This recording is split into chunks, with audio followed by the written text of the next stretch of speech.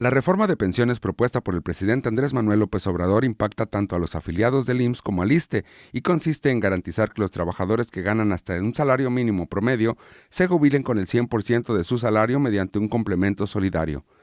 La secretaria de Gobernación, Luisa María Alcalde, informó que está dirigida a aquellos que comenzaron a laborar después del régimen 1997 y a los trabajadores del Estado que se encuentren en el régimen de cuentas individuales y se pensionen a partir de la entrada en vigor de esta ley.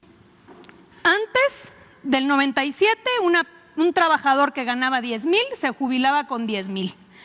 Con la reforma del 97 y del 2007 se empezaron a jubilar con 2,700. Vino la reforma del 2020, jubilación de 6,000. ¿Cuál es la propuesta?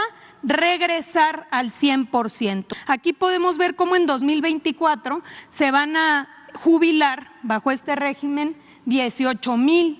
En el 25, 20,000 personas, 31,000 en el 26, hasta llegar ya a 2050, donde cerca de 3 millones de trabajadores ya iniciarán a jubilarse bajo este esquema que necesita un complemento para poder ser una pensión digna. Por su parte, el secretario del Trabajo, Marat Baruch Bolaños, detalló las fuentes de financiamiento del Fondo de Pensiones para el Bienestar. Por una parte, el 75% de los recursos derivados de las incautaciones por el Instituto para devolverle al pueblo lo robado. También los recursos derivados del proceso de liquidación de la Financiera Nacional para el Desarrollo Rural, los recursos del 25% de las utilidades netas obtenidas de las entidades paraestatales sectorizadas en la Secretaría de la Defensa Nacional y de la Marina. Otro de los conceptos para el financiamiento de este fondo son los adeudos ante entes públicos frente al SAT y el ISSSTE. Los recursos de las cuentas no reclamadas e inactivas de las AFORES, las y los trabajadores del país pueden estar tranquilos que sus ahorros en las AFORES son prácticamente intocados. El director del Instituto Mexicano del Seguro Social, Zoé Robledo, insistió en que es falso que los fondos de los trabajadores en activo de más de 70 años sean expropiados, pues la reforma establece que las cuentas en las AFORES de los trabajadores en activo no pasarán al Fondo de las Pensiones para el Bienestar. Esto simplemente es una campaña de desinformación.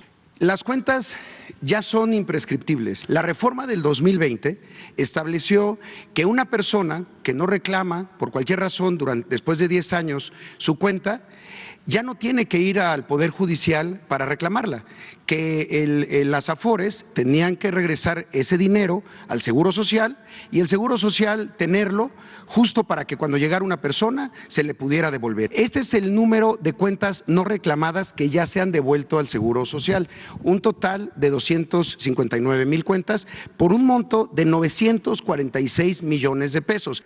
El director del Infonavit, Carlos Martínez, dijo que el Fondo de Pensiones para el Bienestar será administrado por el Banco de México y la reforma establece que no podrá utilizarse para otro gasto que no esté relacionado para las pensiones. El Fondo de Pensiones para el Bienestar será establecido en un fideicomiso por la Secretaría de Hacienda en el Banco de México. Este fondo tendrá un comité técnico integrado por los comités por las instituciones de seguridad social distintas.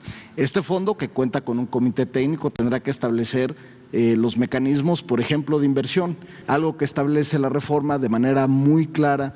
En el paquete de reformas se establece que este fondo y el recurso que está ahí no podrá ser utilizado para el equilibrio presupuestario, es decir, para financiar un déficit público, tampoco podrá ser utilizado para ningún otro gasto que no esté relacionado con el gasto de pensiones. Se detalló que se trata de una reforma del futuro y se prevé que iniciarán 18,000 trabajadores hasta llegar a 3 millones que se jubilarán bajo este esquema. RTV, más noticias.